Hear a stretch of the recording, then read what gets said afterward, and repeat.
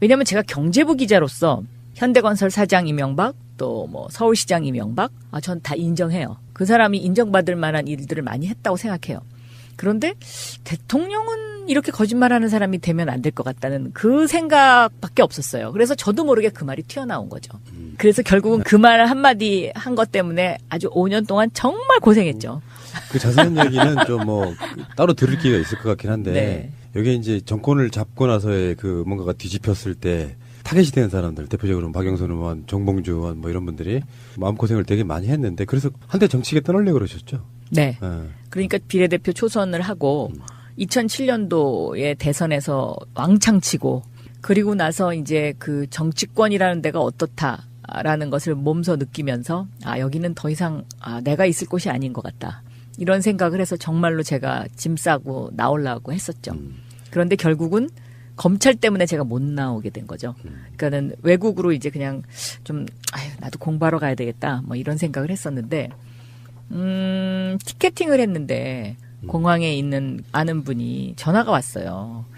그러면서 저한테 내가 이런 말 사실은 해주면 안 되는데 그동안에 그냥 기자 시절에 내가 신세도 지고 그랬으니까 얘기해 준다 그러면서 안 나가는 게 좋을 것 같다고. 그래서 왜 그러시냐고 그랬더니 무슨 내가 블랙리스트에 올라가 있는 건 아니지만 혹시 이 사람이 출국하면 알려달라. 그게 블랙리스트죠 사실은. 근데 블랙리스트하고는 좀 다르다고 그랬어요. 출근만 아닐 뿐이지 블랙리스트죠. 네. 그래서 이럴 땐 안 나가는 게 좋다. 왜냐하면 자기가 그동안에 쭉 경험을 해봤는데 이럴 때 나가는 사람들이 대부분 다 사실인지 아닌지는 자기는 모르지만 모든 걸 다 뒤집어 쓰더라. 그 나가는 그 순간에 그거를 악용해가지고 그 사람한테 다 뒤집어 씌우더라. 그러니까 힘들어도 안에서 싸우라고. 저한테 그러면서 전화를 끊더라고요. 그래서 제가 외국 가는 걸 포기했거든요. 근데 외국 가는 거를 포기하고 그냥 한국에 있었더니 뭐 자꾸 검찰에서 소환장이 날라오는 거예요. 그래서 이걸 어떻게 해야 되나. 그러고서 이제 막 고민하고 있는데 당에서는 저더러 구로에 출마하라 그러고. 그러면 이제 원래 비례대표 하시면서는 초선 비례대표 하고 나면 재선부터는 지역구를 하나 찍어서 활동을 하시잖아요. 근데 그거 안 하셨어요? 전 안 했습니다. 제 생각에는 그러면은 거의 로또 하나 맞으신 거 아니에요? 서울에서는? 그 당시에 그 구로라는 지역구가요. 네. 왜 한 자리가 비어 있었냐면요. 강금실 장관님을 거기 공천을 줄 예정이었었던 것 같아요. 그런데 강금실 장관께서 출마 안 하겠다고 불출마 선언을 해버렸어요. 그래서 그 지역구가 비어 있었죠. 마지막에. 근데 이제 마지막에 당에서 이 지역구가 너무 아까우니까 어떻게 할까 막 고민을 하다가 저더러 거기를 나가라고 한 거예요. 근데 저는 안 나가겠다고 했어요. 끝까지. 내가 무슨 지금 검찰하고 싸워야지 무슨 출마를 하냐. 응? 그랬는데 김원기 국회의장님이 전화를 하셨더라고요. 그래서 이봐 그러더니 이럴 때일수록 나가야 되는 거야. 나한테 그러시더라고요. 근데 저는 그 말도 사실은 그렇게 의장님이 굉장히 감사하지만 진짜 이게 내가 나가야 되는 건가? 이제 이런 그 생각을 하고 있었는데 하루는 함세웅 신부님이 전화를 하셨어요. 강릉에 피정가 있으신데 신부님 5분하고 밤새도록 기도를 하면서 어떻게 하다 제 얘기가 나왔대요. 제 얘기가 나왔는데 우리가 다 박영선 의원을 위해서 좀 기도를 해보자. 신부님 5분이. 그랬는데 결론은 출마해서 하고 싶은 얘기를 해야 된다. 그렇지 않으면 박영선이 병날 거다. 뭐 이런 결론을 내리셨다는 거예요. 그래갖고 전화를 하셨더라고 저한테. 출마하라고. 근데 함세웅 신부님이 무슨 당에서 제가 구로에 나가라 그러는 걸 알고 전화를 하셨는지 모르고 전화를 하셨는지 그건 잘 모르겠어요. 근데 그 전화를 받는데 그렇게 눈물이 날 수가 없는 거예요. 그래서 신부님한테 제가 하루만 더 생각해보고 내일 아침에 전화드리겠습니다. 그러고서 그 다음날 아침에 신부님한테 전화를 드리고 제가 나가겠습니다. 이제 그러고서 제가 2008년도 18대 국회의 마지막 공천자예요. 민주당. 그리고 그날이 이제 3월 22일이었고요. 토요일 날 공천을 받았고 3월 23일이 부활절이었는데요. 예. 함세웅 신부님한테 저 이제 출마합니다라고 전화를 드렸더니 신부님이 이제 나는 더 이상 도와줄 수가 없고 내가 마지막으로 하나 더 도와줄 수 있는 거라면 내일이 부활절인데 구로동에서 가장 큰 성당을 가라. 그러면 그 성당에 계신 분들이 도와주지 않겠냐. 딱 이 말씀을 끝으로 그냥 내가 기도 많이 할게. 그래서 제가 3월 23일 날 아침에 아직 출마 등록도 안 했는데 제일 큰 성당이 어딘지를 찾아서 거기 갔어요. 그랬더니 그 성당에서는 부활절 날 윷놀이를 하더라고요. 미사가 끝난 다음에. 그래서 그 윷놀이를 하게 되니까 사람들을 자유롭게 만날 수 있잖아요. 그래서 가서 인사를 했더니 그 성당 분들이 왜 왔냐고 막 그래요. 그래서 그때는 사실 제가 여기 출마를 한다고 말을 하기가 힘든 게 등록이 돼 있지 않아서. 그래서 그냥 인사드리러 왔다고 그랬죠. 그렇게 시작이 됐어요. 그래도 얼굴 알려진 사람은 훨씬 유리하죠. 아, 그럼요. 네. 그러니까는 MBC에 있었던 것, 그리고 MB와 싸웠다는 것, 또 제가 재벌 개혁을 외치면서 금산 분리법을 통과시켰다는 그렇죠. 것, 뭐 이런 것들이 이제 그 유권자들한테 각인이 돼가지고요. 제가 딱 보름 선거 운동 했는데요. 첫 주는 명함을 나눠드리면 여기 왜 오셨어요? 다 그래요. 근데 두 번째 주가 되니까 분위기가 갑자기 확 바뀌면서 힘내세요. 찍어드릴게요. BBK 뭐 막 이러시더라고요. 신도림역 막 역 같은 데서. 그래서 그냥 저는 사실 뭐 당선될 거라고는 생각하진 않았었어요. 그때 뭐 서울 시내의 민주당 의원들 다 떨어질 때니까요. 맞죠. 그런데 제가 그래도 끝까지 한 가지 고집을 피운 거는 대부분의 후보들이 다 뉴타운 공약을 했어요. 맞죠. 그때 이제 이명박 대통령 되고 나서 얼마 안 된 시점에 시장 네, 오세훈 시장이 완전히 뉴타운 바람 불 때거든요. 저는 근데 그 공약을 끝까지 안 했어요. 왜냐하면 첫째 MB 따라가기 하는 거 싫었고요. 그다음에 제가 뉴타운 공약한다 그래서 MB가 무슨 저 이쁘다고 뉴타운 해줄 것 같지도 않았고요. 세 번째는 저하고 뉴타운하고 연결이 안 되는 거예요. 그래서 저는 그 공약을 안 했죠. 근데 구로는 뉴타운 하기 참 좋은 동네 아니에요, 사실은? 실제로 뉴타운 공약이 있었죠. 그러니까 MB와 오세훈 시장이 한. 그런데 그 공약을 끝끝내 지키지 못했죠. 가리봉동 쪽. 네. 그 이후에 이제 국회의원이 당선되셔가지고 지금까지 내리 이거는 어떻게 보면 뭐 굉장히 어려운 시기를 겪으면 굉장히 오랜 시간 동안에 어떤 미래가 보장되는 것 같은 그런 느낌인데 사실은 지금이 이제 박원순 시장과의 진검승부가 아닌가 싶어요. 당시에 뭔가 좀 왜곡된 측면이 있었잖아요. 이제 그 이야기 이따가 다시 하시고 네. 어쨌든 간에 BBK와 MB 이 생각이 나고요. 의원님 하면 지금 키워드로 사실은 우리 같은 방송 스타일 같으면은 질문지 안 만들어도 돼요. 박영선 의원 그러면 떠오르는 게 뭐 BBK, 그 다음에 삼성, 다음에 저는 높게 보는 게 법사위원, 그리고 아까 말한 흑역사로 이따 말할 세월호 이야기도 좀 해야 되는데 네. 지금 흑역사로 이제 말씀을 드리려고 그러는데 이런 부분이 있어요. 우리 방송도 보시면 아시겠지만 세월호에 대한 최소한 진상규명 이것만큼은 그럼요. 끝내보자 한번 네. 생각 갖고 있는데 박영선이라고 하는 인물은 사실은 저한테도 약간 롤모델이었는데 어느 순간에 나는 뭐 정치하고 싶은 생각은 없었지만 그 당시에 아마 원내대표도 하셨고 비대위원장도 하셨을 시기예요. 그때가. 네. 근데 그 당시에 새누리당의 원내대표가 이현구였습니다. 네. 두 사람의 어떤 협상 끝에 그 유민 아빠 같은 사람들은 계속해서 단식하고 막 이 분위기 속에 저도 의원님을 세월호 광장에서 굉장히 많이 뵀거든요. 그 집회에 막 나오시고 이런 걸 많이 뵀는데 어느 날 갑자기 우리도 그때도 방송하고 있었으니까 박영선 의원이 우리들 표현이 그랬어요. 다 내줘버렸다. 그 의미 없는 특별법만 만들어진 것 같다 해서 이제 세월호를 생각하시는 분들한테는 역적 같은 느낌이 있었단 말이죠. 거기에 대해서 이 질문을 꼭 드리는 이유가 본인도 하실 수 있는 말씀이 꽤 여러 개 있을 것 같다는 생각이 드는데 왜곡되지 않았을까 싶어서 해명의 기회를 드릴게요. 그 부분이 이제 이런 거죠. 그러니까는 저는 사실 협상을 더 끌 수도 있었는데 제가 뭐가 제일 가슴이 아팠냐면요. 증거가 사라지는 거.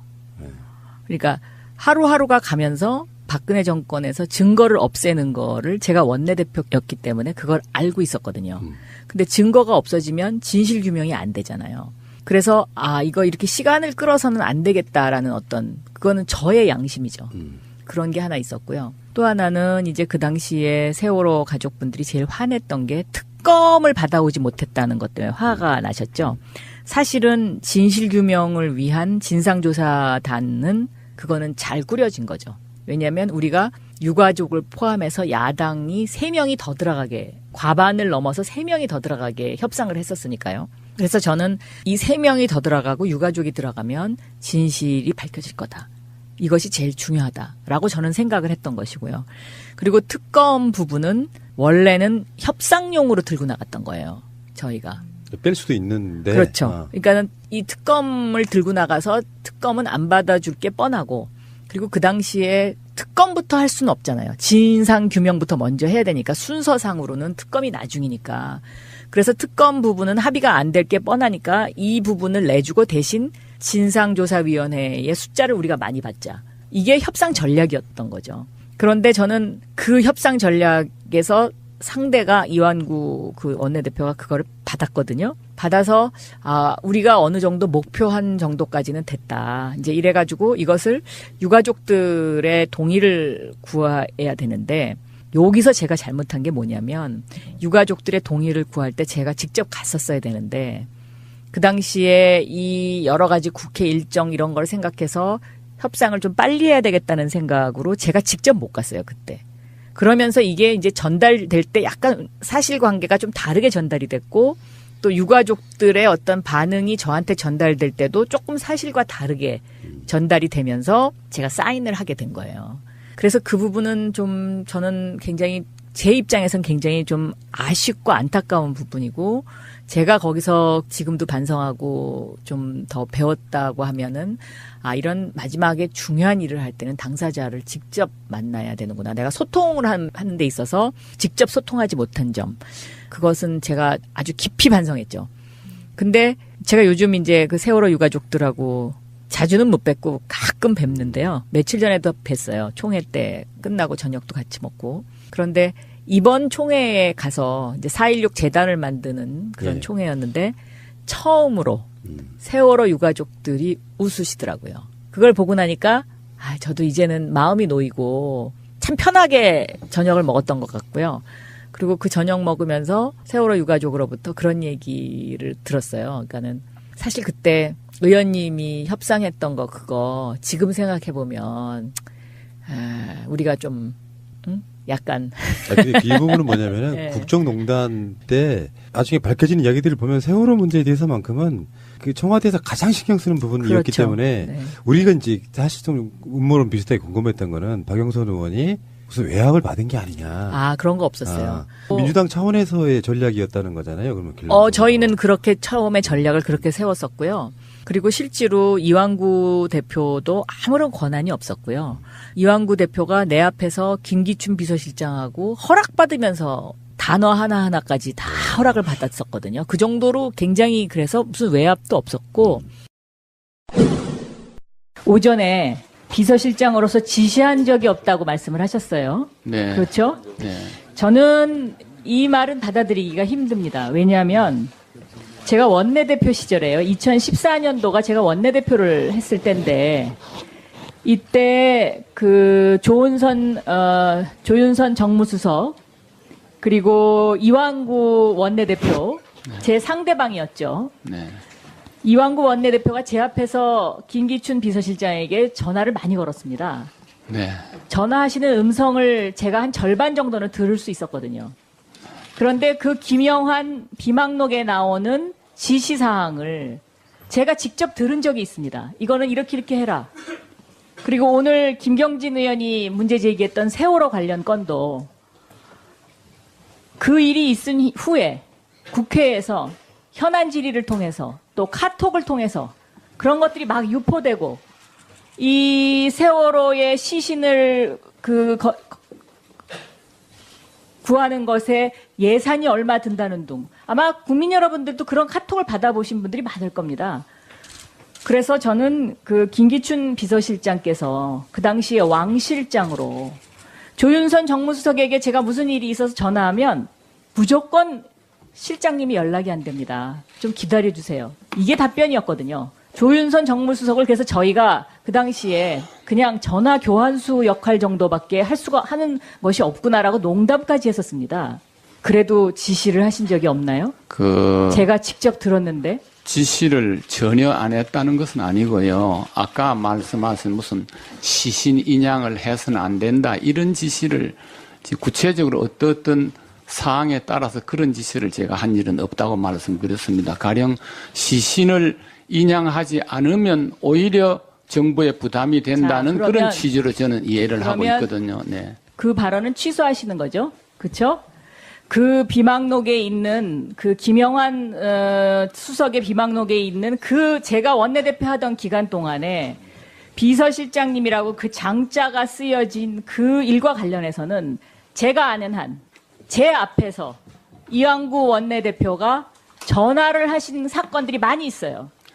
그래서 저는 그거는 정말 김기춘 비서실장께서 이 사회의 원로로서 굉장히 잘못하고 계시다.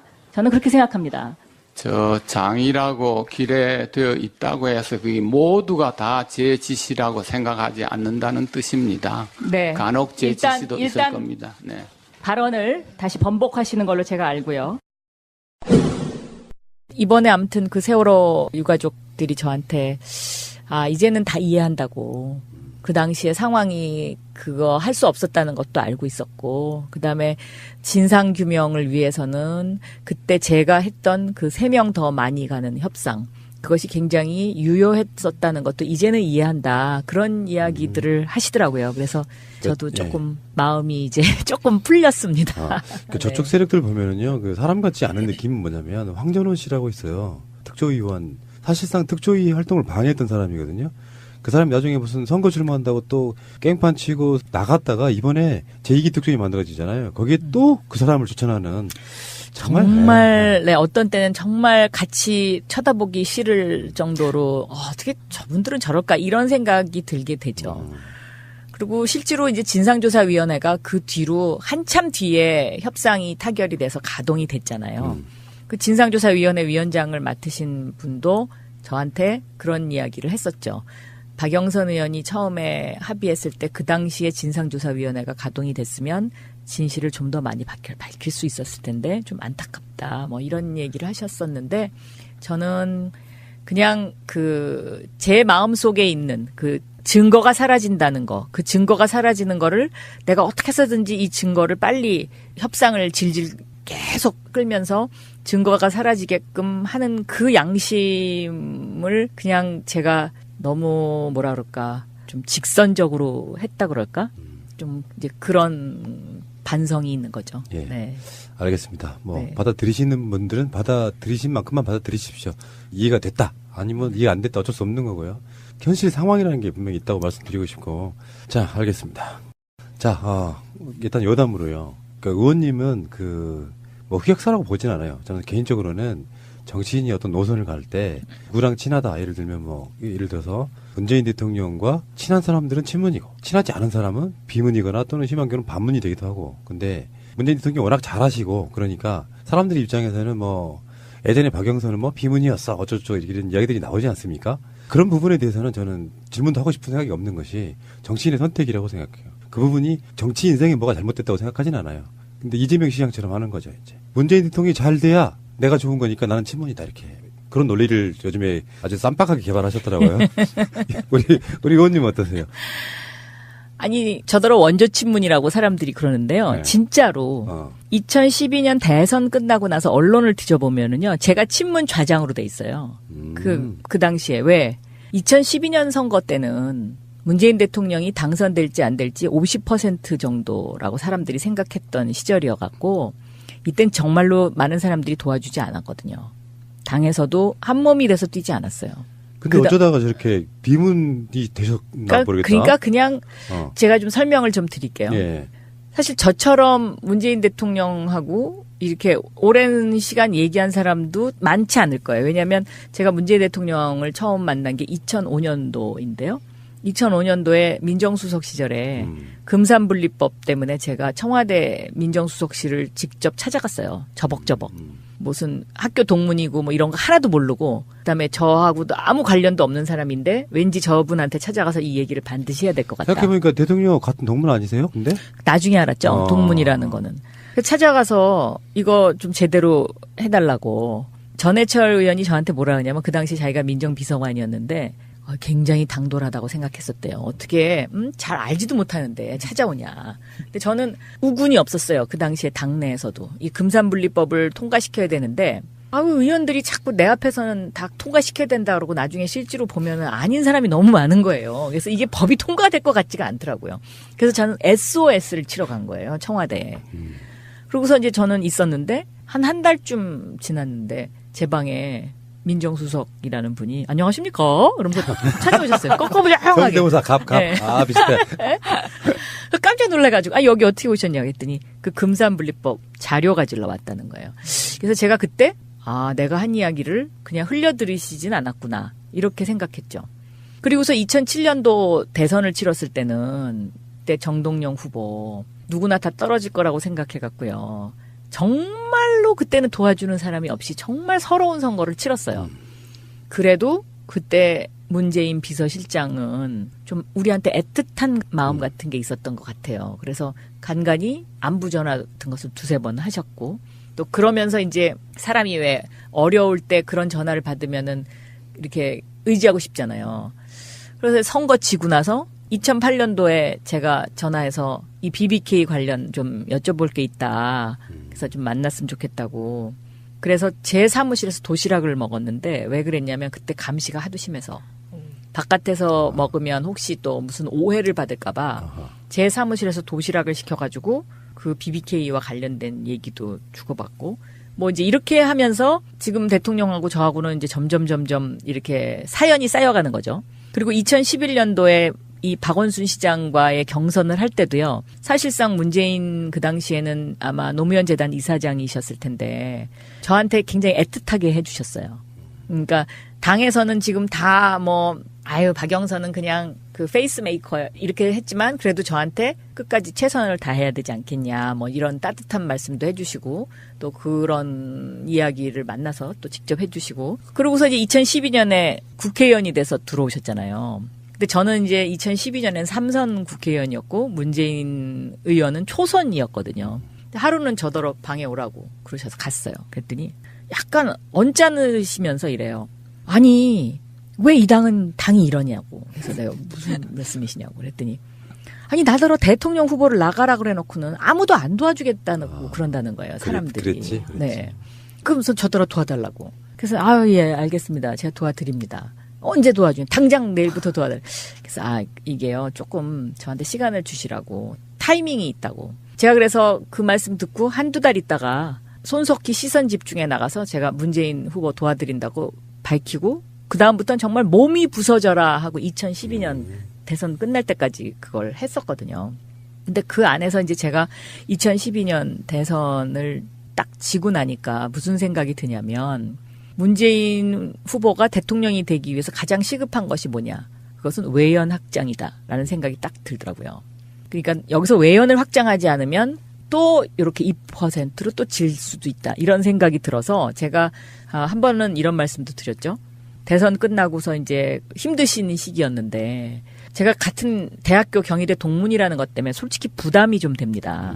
그래서 이 동문이 옆에 너무 가까이 붙어 있으면 사람들로부터 계속 비판도 받고 또 저 때문에 더 많이 외연을 확장해야 되는 사람들이 있는데 그런 사람들하고 또 제가 방해가 될 수도 있고 그러니까 저는 약간 떨어져서 필요하실 때마다 와서 도와드리겠다고 그런 말씀을 드린 적이 있어요. 그리고 실제로 저는 그 후부터는 그런 역할을 했죠. 그러니까 예를 들면 당대표 나가셨을 때도 저는 막 앞에서 도와드리진 않았지만 제가 박지원 대표하고 뭐 법사위에서 박남매니 어쩌니 해도 제가 박지원 대표한테 저는 문재인 후보하고 그런 얘기를 한 적이 있어서 제가 박지원 대표님을 앞에서는 못 도와드린다. 내가 이제 그래서 실제로 제가 아무 역할도 안 했고요. 그리고 당대표가 되신 후에도 그 당대표 하시면서 굉장히 출렁이 많이 있으셨잖아요. 그리고 결과적으로는 맨 마지막에 당대표를 내려놓으셨잖아요. 그 공천을 앞두고 2016년 총선에서. 예. 그때도 그만두시기 얼마 전에 저를 보자고 하시더니 저한테 비대위원 얘기를 하시더라고요. 그 비상대책위원회를 꾸려야 되지 않겠냐. 그래서 제가 그때 말씀드렸어요. 이번 비대위원은 제 역량으로 하기에는 제가 너무 부족합니다. 그러니까 만약에 문재인 후보가 저를 신뢰하지 않는다면 그런 거를 왜 상의를 하겠습니까? 그래서 제가 그런 얘기를 드리고 나서 그 다음에 등장하게 된 사람이 바로 김종인 대표예요.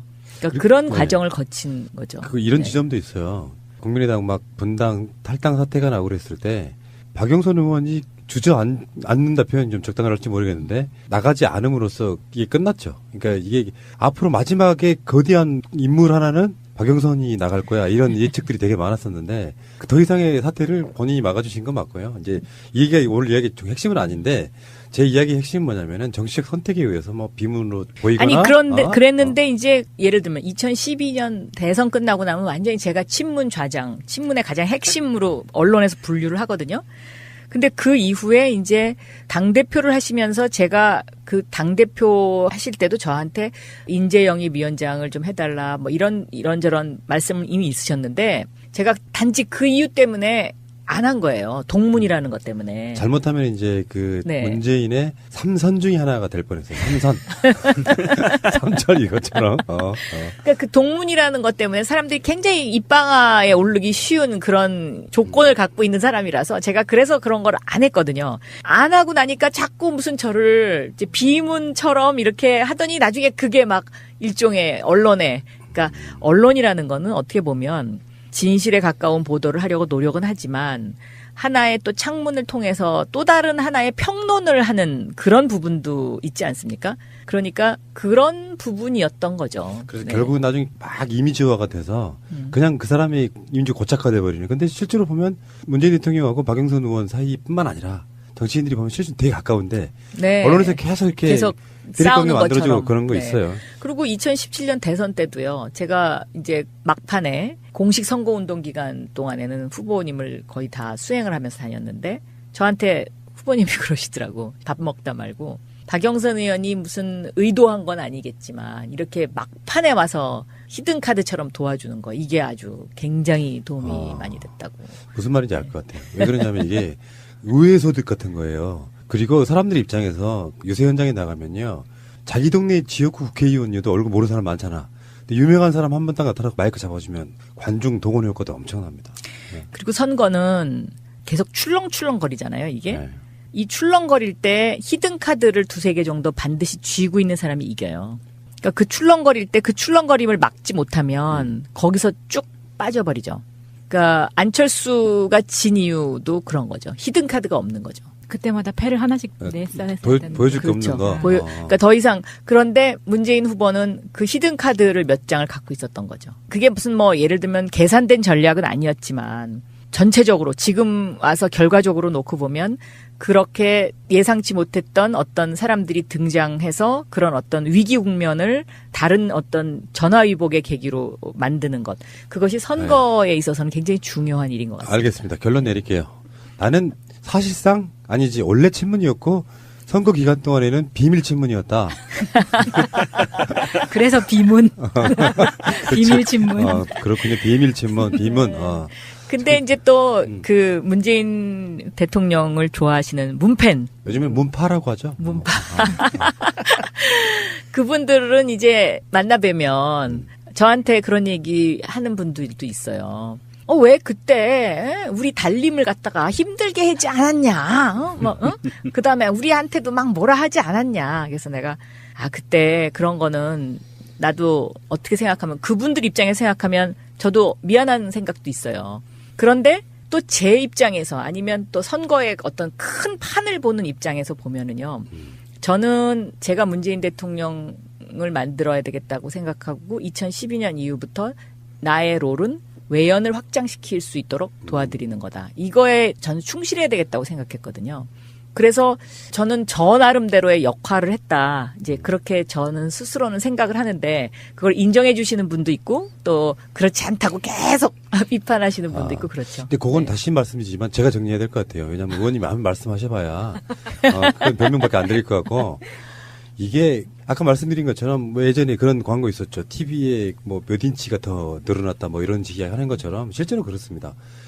원래 친문이던 분들이 아무리 문재인 좋아를 외쳐봐야 효과 없을 때 저 사람 친문은 아닌 것 같은데 문재인 대통령 후보 되게 좋아하네 뭐 이렇게 하면 생기는 효과가 분명히 있는 것이라서 진짜 중요한 건요. 대통령이 되고 나서 이재명 시장의 스탠스는 내가 보기에 천재식이라고 생각해요.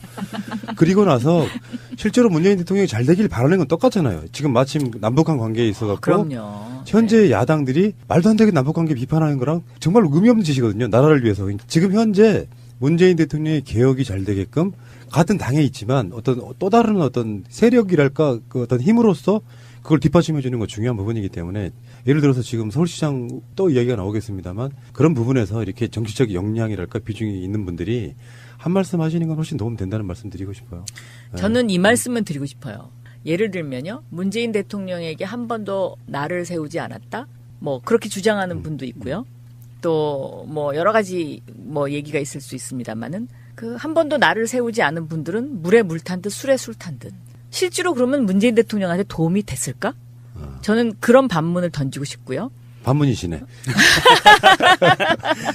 그리고 예를 들면요. 문재인 대통령에게 조금 쓴소리를 했지만 그 쓴소리를 할 때는 하는 거고 몸이 부서져라 열정적으로 도와줘갖고 그 열정이 결국은 어떤 대통령을 만드는데 조금이라도 1%의 에너지가 됐으면 저는 그 1%의 에너지에도 전 반드시 가치가 있는 것이다. 그리고 지금 문재인 대통령한테는 그런 열정이 필요하다가 저는 그렇게 생각하거든요.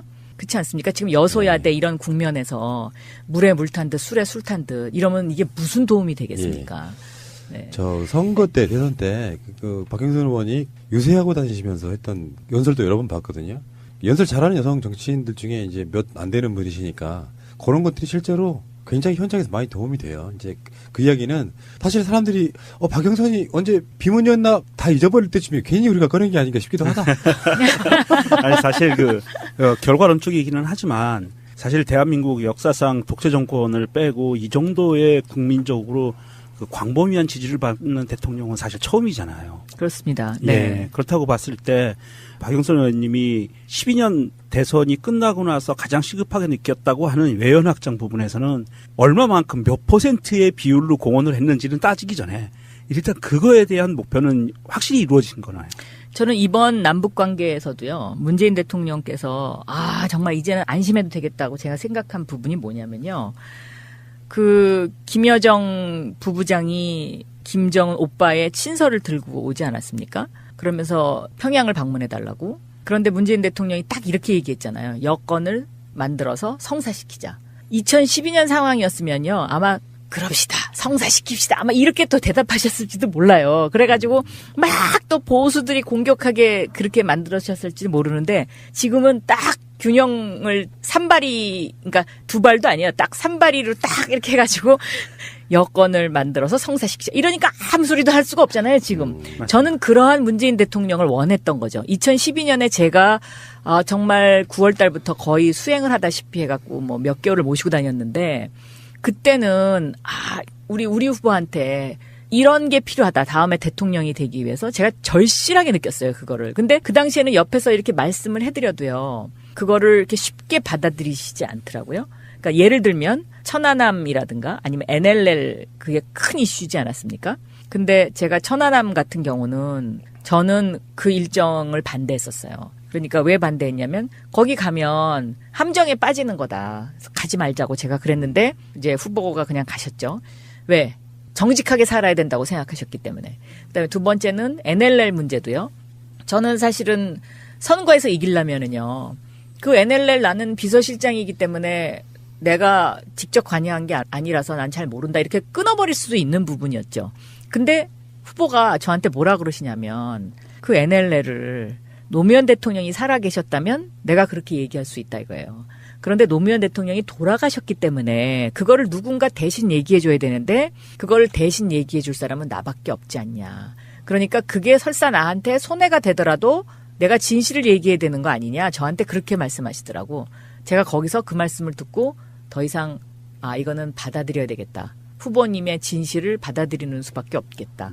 그래서 더 이상 이거는 그냥 후보님이 하시고 싶은 대로 놔두자. 그렇게 생각했었어요. 그러고서 선거 지고 나서는 또 많이 후회했죠. 후회했지만 그러나 어떻게 합니까? 그 후보님의 마음이 그런데. 그래서 2012년에 선거 지고서 이거 외연을 확장해야 되는데 이 외연 확장에 내가 무슨 역할을 할 수 있을까? 이걸 굉장히 고민을 많이 했는데요. 하여튼 이번에 여건을 만들어서 성사시키자. 저는 이게 신의 한 수의 답변이었다고 생각합니다. 지금 이제 박영선 의원님의 서울시장 출마도 여건을 만들어서 성사시켜야 되는 상황이기 때문에. 근데 채널 돌아가는 소리가 들려요, 지금. 충분히 해명이 되셨고요. 예. 친문 인정? 이게 나라냐? 절규와 인동의 광화문이었습니다. 그런데 지금 광화문은 어떻습니까, 여러분? 희망과 미래를 그리는 새로운 대한민국을 가슴에 품고 우리가 지금 이 광화문에 모였습니다, 여러분! 그 새로운 대한민국 누가 만들 수 있습니까?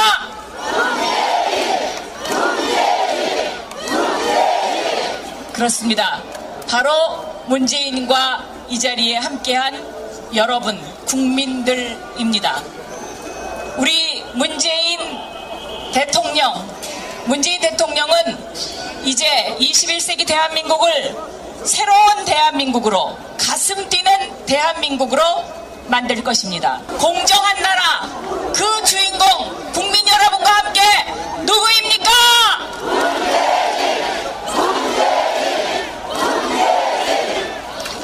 여러분, 지금 문재인 후보께서 저 뒤에서 입장하고 계십니다. 큰 박수로 환영해 주십시오. 자, 지금 이제 사실은 박영선 의원님의 여러 가지 전공이 있어요. 국회 생활을 거의 한 15년 가까이 하신 거잖아요. 그러면은 거기서 나름대로 전공이 있는데 제일 제가 떠오르는 건 역시 삼성 문제. 이름하여 우리들이 삼성 저격수라고 표현했더니 바로 의원실에서 답장이 날라왔어요. 그렇게 부르는 거 싫다. 같이 중립적인 걸로 부르자. 잘못한 것도 없는데 우리가 저격하는 거 아니다. 그래서 바뀐 이름이 삼성 비리 추격자. 좀 이상해. 삼성 전문가 이렇게 해주세요. 김어준 공장장은 삼성 전문가 이렇게 거기는 뉴스 부르시던데? 공장이잖아요. 우린 방송 공장이니까. 자, 어쨌건 간에 그러면 이제 이재용 2심 판결도 있고요. 그게 곁들여서 며칠 만에 지금 최순실의 1심 판결도 나왔단 말이죠. 여기서 막 복잡한 법리를 들이대면 애청자분들은 좀 싫어하실 수도 있고 이미 종편에서 다 나갔어요. 케이블 TV에서 다 설명하실 필요는 없고 의원님이 보시기에 이재용 판결과 오늘 그 무슨 토론회 나오고 오셨죠? 네. 그 민주연구원에서 하는 네. 거. 거기서도 네. 그 토론하셨죠. 네. 거기 원장님이 이제 여기 방송 김민석 고정 출연자이기 원장님 때문에. 네. 네. 근데 거기서 이야기했던 핵심하고 오늘 최순실 판결의 핵심하고 했을 때 가장 큰 문제가 무언가요? 어쨌건 간에 이재용 판결은 무지하게 잘못된 거죠. 이재용 판결은 저는 이거는 그냥 좌시할 수 없다. 제가 그 정도로 좀 분노했었고요. 오늘 판결은 국민들의 상식적인 수준에서 납득은 할 수 있다. 그러나 역시 삼성에게는 약체를 보였다. 이렇게 생각할 수 그러니까 있습니다. 롯데 신동빈은 법정 구속인데 어떻게 실형. 보나 네. 지금 실형인데 이재용은 지금 우리 예상으로는 그냥 잠시 외출 나온 거다라고 얘기하고 있긴 합니다. 그러니까 이제 오늘 판결에서 제가 제일 삼성의 약체를 보였다고 생각하는 부분이 제3자 뇌물수수죄 부분입니다. 그러니까 미르재단 또 영재센터 이 부분을 제3자 뇌물로 보면서 무죄를 하지 않았습니까? 그런데 이 법률상의 제3자 뇌물이라는 게 이제 교회나 무슨 뭐 사찰이나 이런 데 헌금을 내는 거하고요.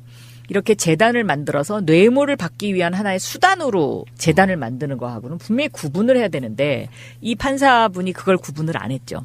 그리고 이 부분을 무죄로 해줬습니다. 그거는 결국은 삼성을 봐준 거죠.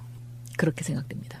근데 갑자기 삼성 비리 추격자 하시는 역할을 보면은 그게 오히려 정권은 유한하잖아요. 이명박의 비리나 박근혜의 비리나 임기 지나가면 끝인 거고 요즘에 이명박 씨 보고 있으면은 세상이 바뀌었다는 게 그냥 느껴지더라고요. 표정이나 이런 그 올림픽 관련한 행사에 나타날 때 보니까. 초조하죠. 네. 도간에 든 쥐 같은 표정이죠. 불과 10여 년 전에 의원님이 정계를 은퇴할 만큼 하고 싶을 만큼 무서운 사람이었지만 그래서 진짜 화무 11홍이 딱 들어맞는 그런 부분인데 그런데 삼성은 그게 그렇지 않단 말이죠. 영원한 왕조 같은 거란 말이에요. 네. 근데 사실 무슨 진보 정당에 의석이 없는 정당의 분들도 아니고 제도권 정당의 보통 제1야당 아니면 여당인 정당에 소속돼 있는 분이 오랜 시간 동안 삼성에 대해서 계속 특히 금산분리 같은 거 주장하시고 삼성 이슈만 나오면은 무조건 인터뷰 대상이시잖아요. 그런데 지금 최근에 다시 한번 느끼신 게 삼성의 일상에 대한 역시 삼성은 높구나. 즐기죠. 즐겨요. 제가 이거 추적 시작한 게 95년이거든요. 경제부 기자 시절에. 그 당시에 BW 전환사채의 편법 승계 그렇죠. 문제 네, 그거부터 맞습니다. 시작을 한 건데 결국은 그렇게 해서 삼성이 그 법무실 만들어가지고 이런 어떤 편법 승계라든가 재산 상속이라든가 이런 거를 세금을 안 내보고 어떻게 해보겠다 이거거든요. 목적이. 근데 그게 20년 동안 계속 지속되는 거죠. 그러니까 이번에 국민연금을 통해서 제일모직과 삼성물산의 합병 이제 이것도 좀 정당하지 못한 방법으로 그 승계를 한 건데 그거를 법원에서 이번에 인정을 안 한 거죠. 일본 최순실 1심에서도. 그래서 제가 이제 오늘 토론에 나가서는 그런 얘기를 했습니다. 3판 시대를 끝내야 된다. 그러니까 삼성과 판사의 그 유착. 그러니까 일부 그런 판사들이 진짜 저는 있다고 봅니다. 그러니까 삼성에서 지속적으로 무섭게 학연 지연 따져가지고요. 공을 들이는 판사들이 있죠. 국회에도 있었습니다. 제가 2004년도에 처음에 국회 들어왔을 때요. 심지어는 삼성전자 홍보실에 근무하던 사람이 어느 모 국회의원 보좌관을 하고 있었어요. 위장 취업을 한 거죠. 그래서 국회의 모든 그 정보를 빼낸 저한테 들켜가지고 결국은 그 명단이 저한테 넘어왔어요. 삼성전자 홍보실에서 근무했던 사람들이 보좌관으로 있는 명단이 넘어와갖고 제가 이거를 공개적으로 밝히겠다. 그랬더니 갑자기 이 사람들이 다 잘렸어요. 그런 사건까지 있었고요. 그 뒤로도 뭐 그 삼성의 어떤 그 아킬레스건을 찾는 그 실력은 굉장하죠. 그러니까 예를 들면 지금 다스의 변호사 비용을 삼성이 대줬다는 거 아닙니까? 검찰이 압수수색 들어가는 거 보면. 그러면 이명박 대통령 시절에는 다스라는 게 아킬레스건이라는 걸 삼성이 알고 있었던 거고요. 박근혜 대통령 시절에는 최순실이 아킬레스건이라는 거를 알고 있었던 거죠. 그래서 거기를 먼저 접근을 해서 거길 구워 삶아가지고 자신들이 원하는 거를 흐물흐물하게 만들어서 계속 하고 있는 거죠. 그러니까 결국은 이 제일모직과 삼성물산의 합병, 국민연금이 그 개입된 그 합병 건도 그 삼성이 그러한 것을 노리고 간접적으로 다 접근을 해가지고 사람들을 다 흐물흐물하게 만든 거거든요. 근데 이것을 사실 법원에서 단호하게 대처를 해야 이 맥을 끊을 수가 있는데 지금 과거 20년 전과 지금의 차이점이 있다면 과거 20년 전에는 아마 이런 행동이 됐으면 다 무죄로 또 나왔을 겁니다. 그렇죠. 그런데 지금은 절반은 유죄, 절반은 무죄. 요 정도까지 지금 이제 많이 왔네요. 네. 그러니까 흡족하지는 않은데 그래도 세상이 바뀌었구나라고 느껴지는. 근데 그 과정에서도 이재용 판결은 너무 튀잖아요. 그렇죠. 네. 그거는 뭐 용서할 수 없는 거고요. 네. 다 그게 저는 촛불의 힘이다. 그렇죠. 그렇게 생각합니다. 제가 세 분 어떤 자금을 보냈다는 건 누가 결제했습니까? 삼성전자에서 독일로 보낸 자금 결제를 하지 않았습니까? 누가 결제했습니까? 제가 정확히 한 사람은 누군지 모르겠습니다. 알아보겠습니다. 삼성전자 부회장 맞습니까? 네, 맞습니다. 삼성전자 부회장이 돼서 지금까지 누가 결제했는지 그걸 파악을 못하고 계세요? 문제가 되고 나서 검찰 조사가 바로 시작했고 검찰 조사 때문에 파악을 못했습니까? 우선 조사를 잘 받고 자, 엉뚱한 답변 하시지 말고요. 경영에 책임이 있죠. 삼성전자 부회장으로서. 네, 있습니다. 경영에 책임 있는 사람이 누가 결제했는지도 지금 모릅니까? 네. 자, 그러면 여기가 좀 비슷한 결인데 궁금했던 게 하나가요. 법조인 출신도 아니고 더군다나 여성인데 국회 그 상임위원회의 상임위원회 법사위원장도 하셨잖아요. 네. 어떻게 그것까지 하실 생각을 했어요? 왜 시켜줘요? 절실함이 결국은 그렇게 만들었죠. 어. 그러니까 BBK의 진실을 밝혀야 되겠다고 생각하고 제가 법사위를 갔거든요. 그래서 그 어떤 마음속에 그런 절실함이 있다 보니까요. 거기에 천착하게 되고 한 우물만 계속 파게 되고 그런데 그러다 보니까 법이라는 게 곧 상식이더라고요. 그러니까 제가 법사위원장으로서 가장 지금도 자부심을 갖고 있는 대목이 뭐냐면요. 제가 어느 날 법조문을 이렇게 보는데 경찰은 검찰의 명령에 복종해야 된다. 이런 그 법조문이 딱 있는 거예요. 근데 저는 그걸 보는 순간 명령 복종? 이게 딱 걸리더라고요. 야, 어떻게 대한민국 법에 이런 명령 복종이라는 단어를 쓸 수가 있나? 군대도 아닌데. 네. 그래서 제가 옆에 변호사 출신 의원한테 물어봤어요. 이거 이상한 거 아니냐고. 그랬더니 그분이 한참 들여다보시더니 이래요. 아, 우리는 달달달달 외웠던 거라서 이게 전혀 감이 없네. 그런데 박영선 의원 얘기를 듣고 보니까 아, 이거는 고쳐야 되는 거네. 제가 그분이 그런 얘기하는 거를 듣고 용기를 얻어서 이거를 법을 냈어요. 고쳐야 된다고. 그리고 그 당시에 한나라당의 주성령 간사를 설득했어요. 주성령 간사가 제 말이 맞다고 그러더라고요. 그래서 그걸 고쳤어요, 제가. 경찰 분들이 진짜 좋아하시더라고요. 그 명령 복종이란 단어를 드러내주니까. 그러면서 제가 한 일이 그 노무현 대통령께서 그렇게 하고 싶어 했던 검경 수사권 조정 중에서 수사 개시권을 주는 거. 거기까지 제가 하고 나왔죠. 그 뒤로 지금 아직 진척이 안 되고 있는데요. 제가 그거는 굉장히 자부심이 있어요. 그러니까 제가 법조인 출신도 아닌데 내가 그래도 대한민국의 검경 수사권 조정에 단추를 꼈다.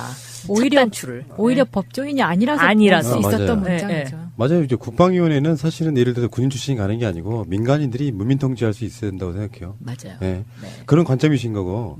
그래서 최근에 이제 뭐 검찰 개혁이라든지 이야기가 나오면서 의원님 인터뷰를 하려고 보니까 아 맞아 법사위원장인데 굉장히 특이한 이력인 거잖아요. 법조인도 아니고 여성인데다가 그 완고한 사회에서 2년 하신 거예요 그때? 2년 했죠. 네, 그러니까 2년 정도를 하셨다는 건 대단하네요. 간사 2년, 그러니까 법사위원 2년, 간사 2년, 법사위원장 2년. 지금도 그럼 법사위에 계신 거예요? 아닙니다. 지금은 기재에 있습니다. 제가 법사위에선 엄청 출세를 많이 했죠. 그러니까 대선 후보만 간다는 그 상임위가 몇 개 있어요. 요즘에는 이제 교육 관련한 거, 복지 관련한 거 이런 부분이 있어요. 우리 방송도 보시면 아시겠지만 세월호에 대한 최소한 진상규명 이것만큼은 그럼요. 끝내보자 한번 네. 생각을 갖고 있는데 박영선이라고 하는 인물은 사실은 저한테도 약간 롤모델이었는데 어느 순간에 나는 뭐 정치하고 싶은 생각은 없었지만 그 당시에 아마 원내대표도 하셨고 비대위원장도 하셨을 시기예요. 그때가. 네, 근데 그 당시에 새누리당의 원내대표가 이현구였습니다. 네.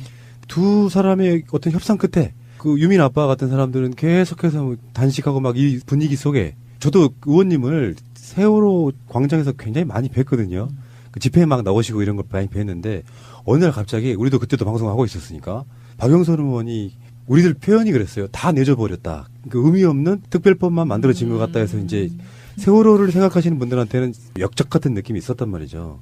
거기에 대해서 이 질문을 꼭 드리는 이유가 본인도 하실 수 있는 말씀이 꽤 여러 개 있을 것 같다는 생각이 드는데 왜곡되지 않았을까 싶어서 해명의 기회를 드릴게요. 그 부분이 이제 이런 거죠. 그러니까는 저는 사실 협상을 더 끌 수도 있었는데 제가 뭐가 제일 가슴이 아팠냐면요.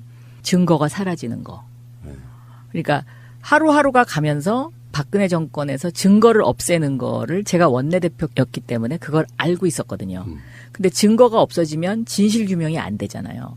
그래서 이거 이렇게 시간을 끌어서는 안 되겠다라는 그거는 저의 양심이죠. 그런 게 하나 있었고요. 또 하나는 이제 그 당시에 세월호 가족분들이 제일 화냈던 게 특검을 받아오지 못했다는 것 때문에 화가 나셨죠. 사실은 진실규명을 위한 진상조사단은 그거는 잘 꾸려진 거죠. 왜냐하면 우리가 유가족을 포함해서 야당이 3명이 더 들어가게 과반을 넘어서 3명이 더 들어가게 협상을 했었으니까요. 그래서 저는 이 3명이 더 들어가고 유가족이 들어가면 진실이 밝혀질 거다. 이것이 제일 중요하다라고 저는 생각을 했던 것이고요. 그리고 특검 부분은 원래는 협상용으로 들고 나갔던 거예요. 저희가. 뺄 수도 있는데. 그렇죠. 그러니까는 이 특검을 들고 나가서 특검은 안 받아줄 게 뻔하고 그리고 그 당시에 특검부터 할 수는 없잖아요. 진상규명부터 먼저 해야 되니까 순서상으로는 특검이 나중이니까. 그래서 특검 부분은 합의가 안 될 게 뻔하니까 이 부분을 내주고 대신 진상조사위원회의 숫자를 우리가 많이 받자. 이게 협상 전략이었던 거죠. 그런데 저는 그 협상 전략에서 상대가 이완구 그 원내대표가 그거를 받았거든요. 받아서 우리가 어느 정도 목표한 정도까지는 됐다. 이제 이래가지고 이것을 유가족들의 동의를 구해야 되는데 여기서 제가 잘못한 게 뭐냐면 유가족들의 동의를 구할 때 제가 직접 갔었어야 되는데 그 당시에 이 여러 가지 국회 일정 이런 걸 생각해서 협상을 좀 빨리 해야 되겠다는 생각으로 제가 직접 못 갔어요, 그때. 그러면서 이게 이제 전달될 때 약간 사실관계가 좀 다르게 전달이 됐고 또 유가족들의 어떤 반응이 저한테 전달될 때도 조금 사실과 다르게 전달이 되면서 제가 사인을 하게 된 거예요. 그래서 그 부분은 좀 저는 굉장히 제 입장에선 굉장히 좀 아쉽고 안타까운 부분이고 제가 거기서 지금도 반성하고 좀 더 배웠다고 하면은 이런 마지막에 중요한 일을 할 때는 당사자를 직접 만나야 되는구나. 내가 소통을 하는 데 있어서 직접 소통하지 못한 점. 그것은 제가 아주 깊이 반성했죠. 근데 제가 요즘 이제 그 세월호 유가족들하고 자주는 못 뵙고 가끔 뵙는데요. 며칠 전에도 뵀어요. 총회 때 끝나고 저녁도 같이 먹고. 그런데 이번 총회에 가서 이제 4.16 재단을 만드는 그런 총회였는데 처음으로 세월호 유가족들이 웃으시더라고요. 그걸 보고 나니까 저도 이제는 마음이 놓이고 참 편하게 저녁을 먹었던 것 같고요. 그리고 그 저녁 먹으면서 세월호 유가족으로부터 그런 얘기를 들었어요. 그러니까는 사실 그때 의원님이 협상했던 거 그거 지금 생각해 보면 우리가 좀 약간.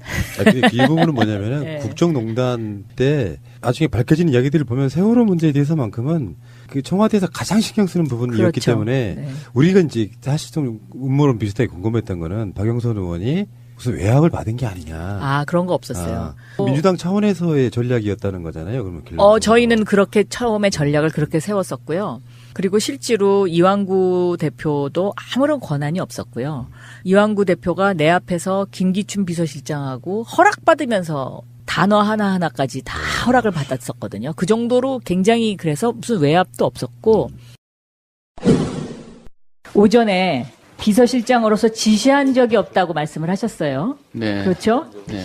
저는 이 말은 받아들이기가 힘듭니다. 왜냐하면 제가 원내대표 시절에요. 2014년도가 제가 원내대표를 했을 때인데 이때 그 조윤선 정무수석 그리고 이완구 원내대표 제 상대방이었죠. 네. 이완구 원내대표가 제 앞에서 김기춘 비서실장에게 전화를 많이 걸었습니다. 네.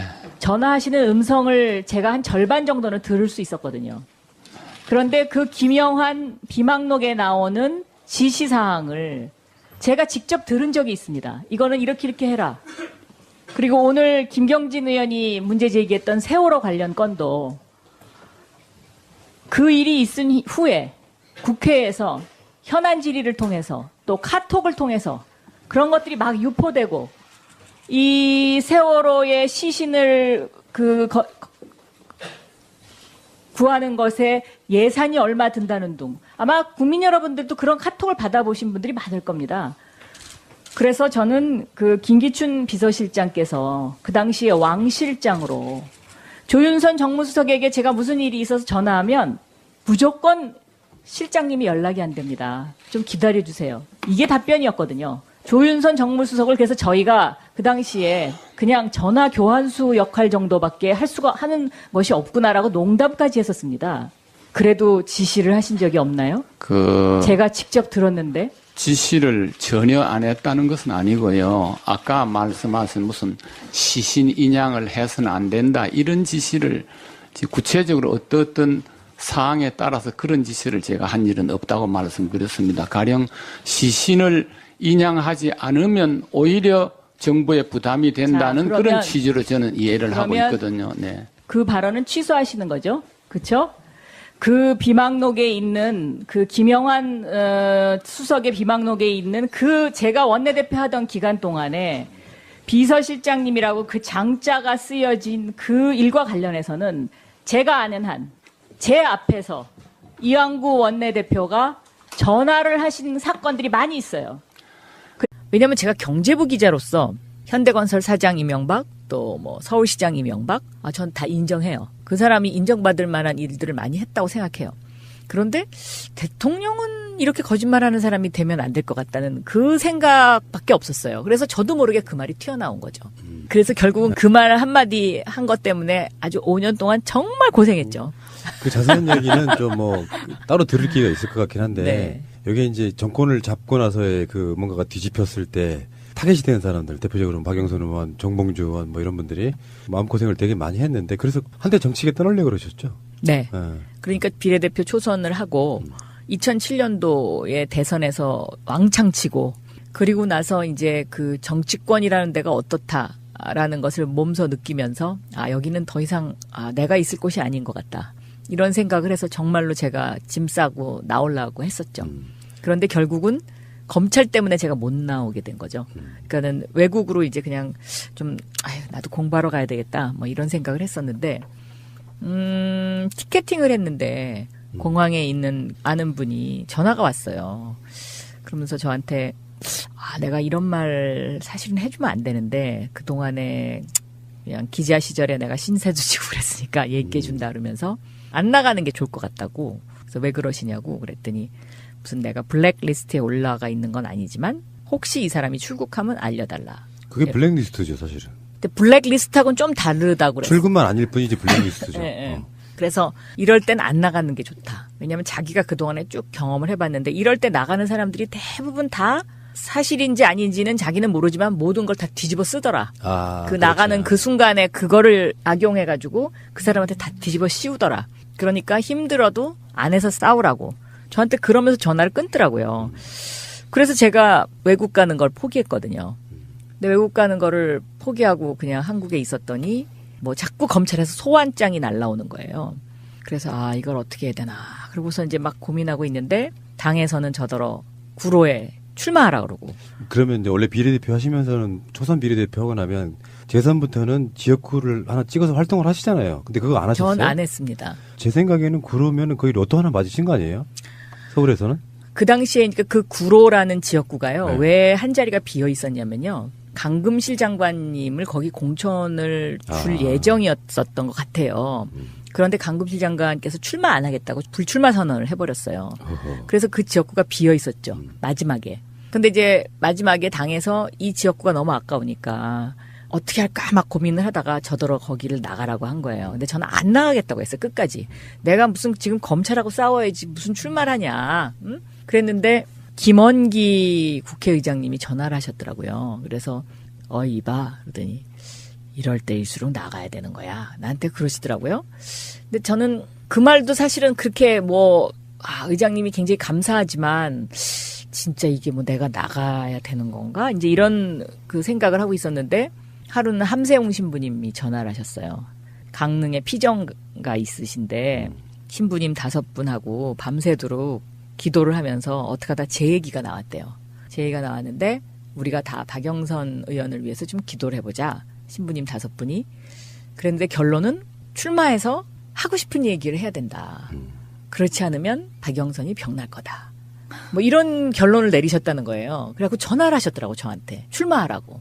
근데 함세웅 신부님이 무슨 당에서 제가 구로에 나가라 그러는 걸 알고 전화를 하셨는지 모르고 전화를 하셨는지 그건 잘 모르겠어요. 근데 그 전화를 받는데 그렇게 눈물이 날 수가 없는 거예요. 그래서 신부님한테 제가 하루만 더 생각해보고 내일 아침에 전화드리겠습니다.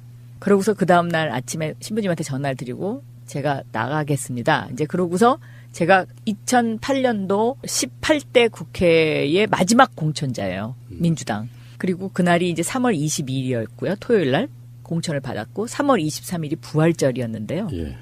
함세웅 신부님한테 저 이제 출마합니다라고 전화를 드렸더니 신부님이 이제 나는 더 이상 도와줄 수가 없고 내가 마지막으로 하나 더 도와줄 수 있는 거라면 내일이 부활절인데 구로동에서 가장 큰 성당을 가라. 그러면 그 성당에 계신 분들이 도와주지 않겠냐. 딱 이 말씀을 끝으로 그냥 내가 기도 많이 할게. 그래서 제가 3월 23일 날 아침에 아직 출마 등록도 안 했는데 제일 큰 성당이 어딘지를 찾아서 거기 갔어요. 그랬더니 그 성당에서는 부활절 날 윷놀이를 하더라고요. 미사가 끝난 다음에. 그래서 그 윷놀이를 하게 되니까 사람들을 자유롭게 만날 수 있잖아요. 그래서 가서 인사를 했더니 그 성당 분들이 왜 왔냐고 막 그래요. 그래서 그때는 사실 제가 여기 출마를 한다고 말을 하기가 힘든 게 등록이 돼 있지 않아서. 그래서 그냥 인사드리러 왔다고 그랬죠. 그렇게 시작이 됐어요. 그래도 얼굴 알려진 사람은 훨씬 유리하죠. 그럼요. 네. 그러니까는 MBC에 있었던 것, 그리고 MB와 싸웠다는 것, 또 제가 재벌 개혁을 외치면서 금산 분리법을 통과시켰다는 그렇죠. 것, 이런 것들이 이제 그 유권자들한테 각인이 돼가지고요. 제가 딱 보름 선거 운동 했는데요. 첫 주는 명함을 나눠드리면 여기 왜 오셨어요? 다 그래요. 근데 두 번째 주가 되니까 분위기가 갑자기 확 바뀌면서 힘내세요. 찍어드릴게요. BBK 막 이러시더라고요. 신도림역 역 같은 데서. 그래서 그냥 저는 사실 당선될 거라고는 생각하진 않았었어요. 그때 서울 시내의 민주당 의원들 다 떨어질 때니까요. 맞죠. 그런데 제가 그래도 끝까지 한 가지 고집을 피운 거는 대부분의 후보들이 다 뉴타운 공약을 했어요. 맞죠. 그때 이제 이명박 대통령 되고 나서 얼마 안 된 시점에 오세훈 시장이 완전히 뉴타운 바람 불 때거든요. 저는 근데 그 공약을 끝까지 안 했어요. 왜냐하면 첫째 MB 따라가기 하는 거 싫었고요. 그다음에 제가 뉴타운 공약한다 그래서 MB가 무슨 저 이쁘다고 뉴타운 해줄 것 같지도 않았고요. 세 번째는 저하고 뉴타운하고 연결이 안 되는 거예요. 그래서 저는 그 공약을 안 했죠. 근데 구로는 뉴타운하기 참 좋은 동네 아니에요, 사실은? 실제로 뉴타운 공약이 있었죠. 그러니까 MB와 오세훈 시장이 한. 그런데 그 공약을 끝끝내 지키지 못했죠. 가리봉동 쪽 네. 그 이후에 이제 국회의원이 당선되셔가지고 지금까지 내리 이거는 어떻게 보면 뭐 굉장히 어려운 시기를 겪으면 굉장히 오랜 시간 동안의 어떤 미래가 보장되는 것 같은 그런 느낌인데 사실은 지금이 이제 박원순 시장과의 진검승부가 아닌가 싶어요. 당시에 뭔가 좀 왜곡된 측면이 있었잖아요. 이제 그 이야기 이따가 다시 하시고 네. 어쨌든 간에 BBK와 MB 이 생각이 나고요. 의원님 하면 지금 키워드로 사실은 우리 같은 방송 스타일 같으면은 질문지 안 만들어도 돼요. 박영선 의원 그러면 떠오르는 게 뭐 BBK 그다음에 삼성 다음에 저는 높게 보는 게 법사위원 그리고 아까 말한 흑역사로 이따 말할 세월호 이야기도 좀 해야 되는데 네. 지금 흑역사를 이제 말씀을 드리려고 그러는데 그래서 저는 그거는 정말 김기춘 비서실장께서 이 사회의 원로로서 굉장히 잘못하고 계시다. 저는 그렇게 생각합니다. 저 장이라고 기재되어 있다고 해서 그게 모두가 다 제 지시라고 생각하지 않는다는 뜻입니다. 네. 간혹 제 일단- 지시도 있을 일단 겁니다. 네. 발언을 다시 번복하시는 걸로 제가 알고요. 이번에 아무튼 그 세월호 유가족들이 저한테 이제는 다 이해한다고. 그 당시에 상황이 그거 할 수 없었다는 것도 알고 있었고 그다음에 진상 규명을 위해서는 그때 제가 했던 그 3명 더 많이 가는 협상 그것이 굉장히 유효했었다는 것도 이제는 이해한다. 그런 이야기들을 하시더라고요. 그래서 저도 조금 마음이 이제 조금 풀렸습니다. 그 저쪽 세력들 보면은요, 그 사람 같지 않은 느낌은 뭐냐면 황전원 씨라고 있어요. 특조위원 사실상 특조위 활동을 방해했던 사람이거든요. 그 사람이 나중에 무슨 선거 출마한다고 또 깽판 치고 나갔다가 이번에 제2기 특조위 만들어지잖아요. 거기에 또 그 사람을 추천하는 정말 어떤 때는 정말 같이 쳐다보기 싫을 정도로 어떻게 저분들은 저럴까 이런 생각이 들게 되죠. 그리고 실제로 이제 진상조사위원회가 그 뒤로 한참 뒤에 협상이 타결이 돼서 가동이 됐잖아요. 그 진상조사위원회 위원장을 맡으신 분도 저한테 그런 이야기를 했었죠. 박영선 의원이 처음에 합의했을 때 그 당시에 진상조사위원회가 가동이 됐으면 진실을 좀 더 많이 밝힐 수 있었을 텐데 좀 안타깝다. 뭐 이런 얘기를 하셨었는데 저는 그냥 그 제 마음속에 있는 그 증거가 사라진다는 거, 그 증거가 사라지는 거를 내가 어떻게 해서든지 이 증거를 빨리 협상을 질질 계속 끌면서 증거가 사라지게끔 하는 그 양심을 그냥 제가 너무 뭐라 그럴까 좀 직선적으로 했다 그럴까 좀 이제 그런 반성이 있는 거죠. 예. 네. 알겠습니다. 뭐 네. 받아들이시는 분들은 받아들이신 만큼만 받아들이십시오. 이해가 됐다. 아니면 이해 안 됐다. 어쩔 수 없는 거고요. 현실 상황이라는 게 분명히 있다고 말씀드리고 싶고. 자, 알겠습니다. 자, 일단 여담으로요. 그러니까 의원님은 뭐 흑역사라고 보진 않아요. 저는 개인적으로는 정치인이 어떤 노선을 갈 때 누구랑 친하다. 예를 들어서 문재인 대통령과 친한 사람들은 친문이고 친하지 않은 사람은 비문이거나 또는 심한 경우는 반문이 되기도 하고. 근데 문재인 대통령 워낙 잘하시고 그러니까 사람들 입장에서는 뭐 예전에 박영선은 뭐 비문이었어 어쩌고저쩌고 이런 이야기들이 나오지 않습니까? 그런 부분에 대해서는 저는 질문도 하고 싶은 생각이 없는 것이 정치인의 선택이라고 생각해요. 그 부분이 정치 인생에 뭐가 잘못됐다고 생각하진 않아요. 근데 이재명 시장처럼 하는 거죠, 이제. 문재인 대통령이 잘 돼야 내가 좋은 거니까 나는 친문이다, 이렇게. 그런 논리를 요즘에 아주 쌈박하게 개발하셨더라고요. 우리 의원님 어떠세요? 아니, 저더러 원조 친문이라고 사람들이 그러는데요. 네. 진짜로 2012년 대선 끝나고 나서 언론을 뒤져보면은요. 제가 친문 좌장으로 돼 있어요. 그 당시에. 왜?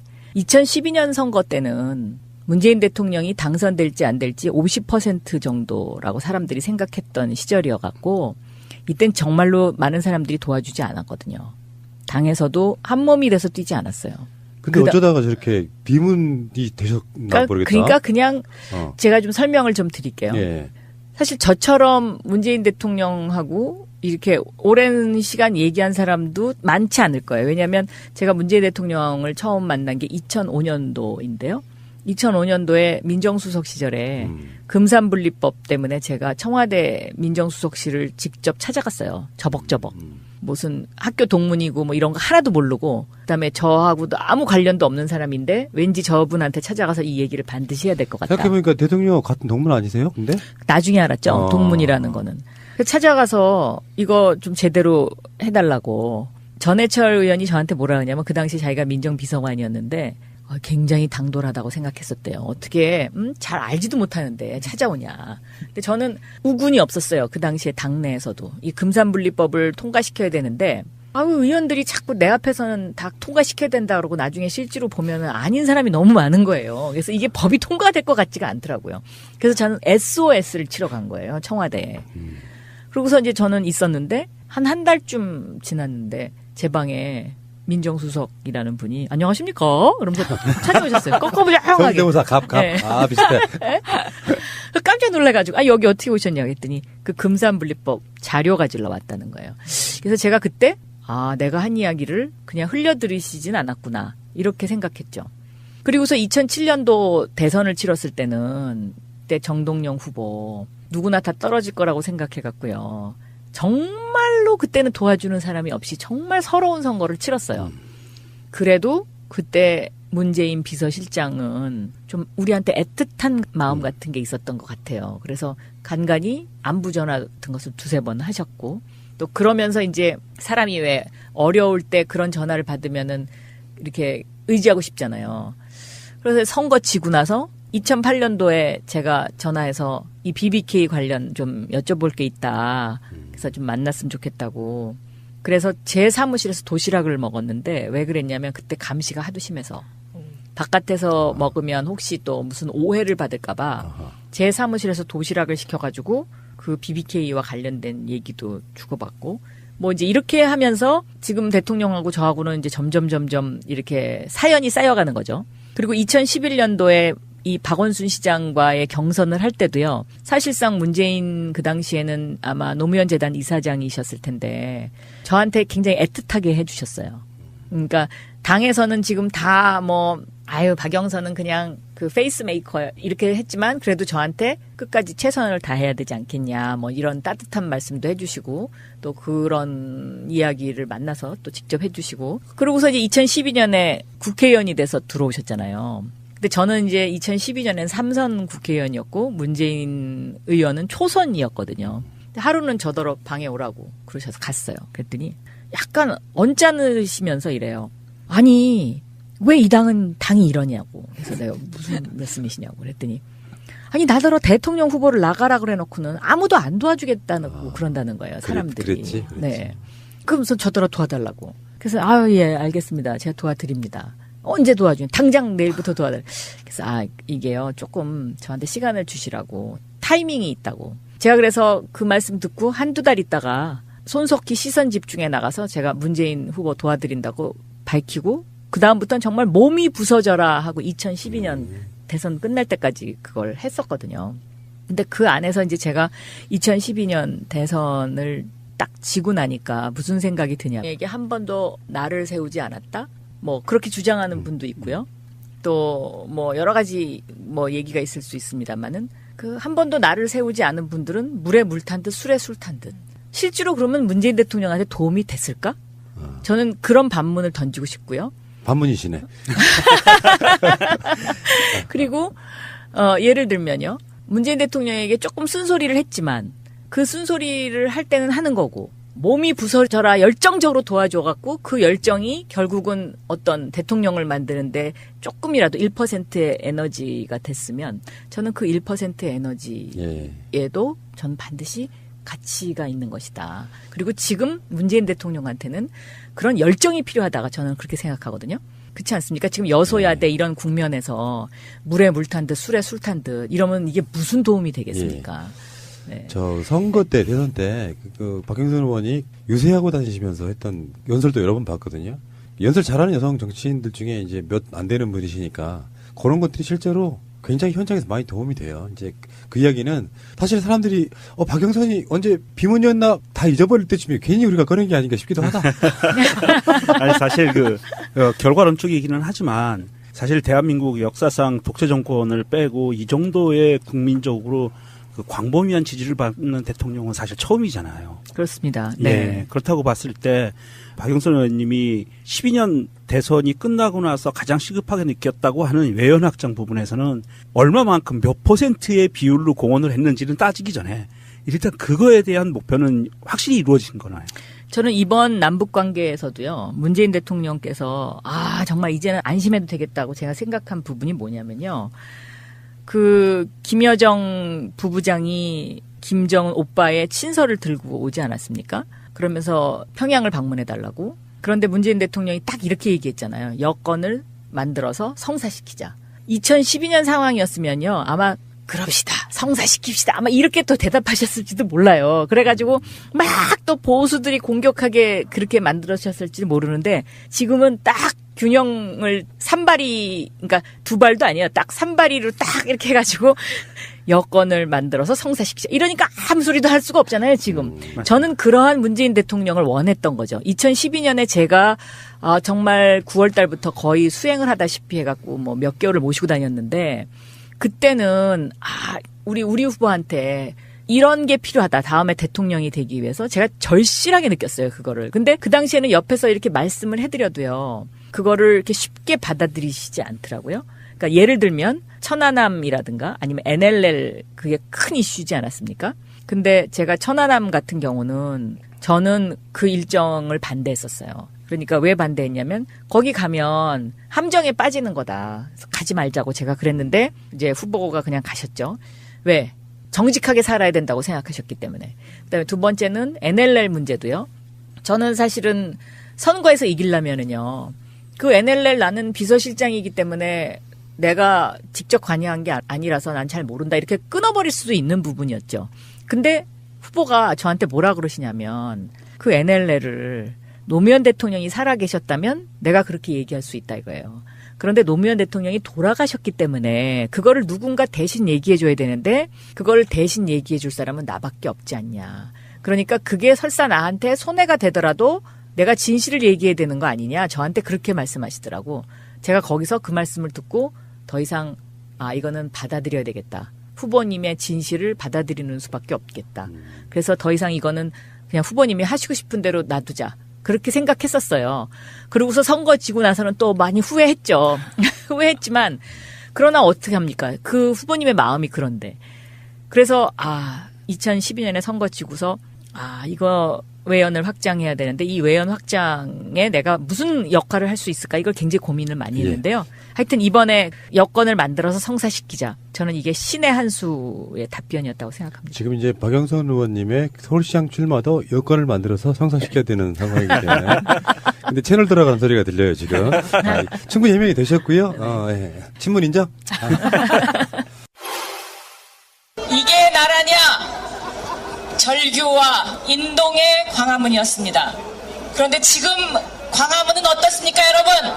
희망과 미래를 그리는 새로운 대한민국을 가슴에 품고 우리가 지금 이 광화문에 모였습니다, 여러분! 그 새로운 대한민국 누가 만들 수 있습니까?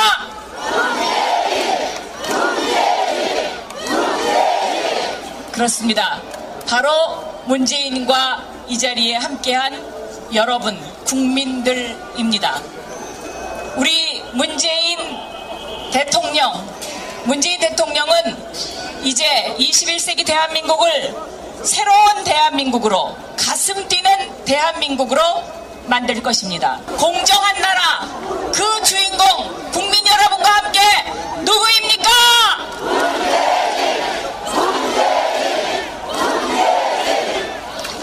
여러분, 지금 문재인 후보께서 저 뒤에서 입장하고 계십니다. 큰 박수로 환영해 주십시오. 자, 지금 이제 사실은 박영선 의원님의 여러 가지 전공이 있어요. 국회 생활을 거의 한 15년 가까이 하신 거잖아요.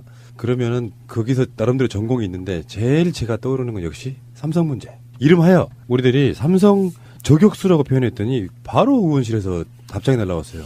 그렇게 부르는 거 싫다. 같이 중립적인 걸로 부르자. 잘못한 것도 없는데 우리가 저격하는 거 아니다. 그래서 바뀐 이름이 삼성 비리 추격자. 좀 이상해.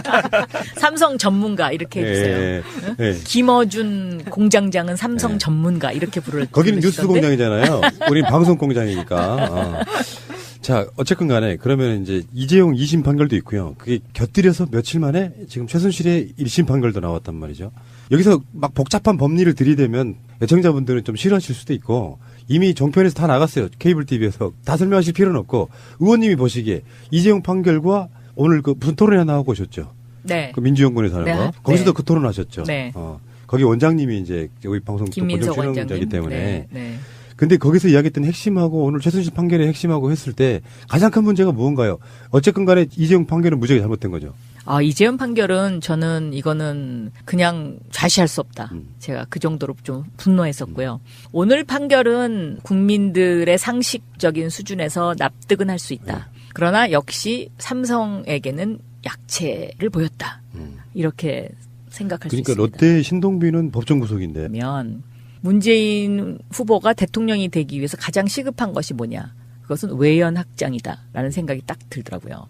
그러니까 여기서 외연을 확장하지 않으면 또 이렇게 2%로 또 질 수도 있다. 이런 생각이 들어서 제가 한 번은 이런 말씀도 드렸죠. 대선 끝나고서 이제 힘드신 시기였는데 제가 같은 대학교 경희대 동문이라는 것 때문에 솔직히 부담이 좀 됩니다.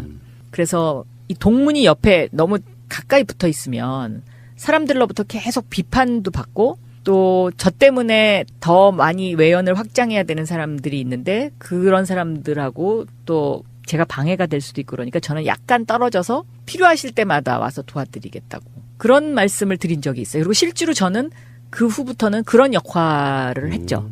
그러니까 예를 들면 당대표 나가셨을 때도 저는 막 앞에서 도와드리진 않았지만 제가 박지원 대표하고 뭐 법사위에서 박남맨이 어쩌니 해도 제가 박지원 대표한테 저는 문재인 후보하고 그런 얘기를 한 적이 있어서 제가 박지원 대표님을 앞에서는 못 도와드린다. 내가 이제 그래서 실제로 제가 아무 역할도 안 했고요. 그리고 당대표가 되신 후에도 그 당대표 하시면서 굉장히 출렁이 많이 있으셨잖아요. 그리고 결과적으로는 맨 마지막에 당대표를 내려놓으셨잖아요. 그 공천을 앞두고 2016년 총선에서. 예.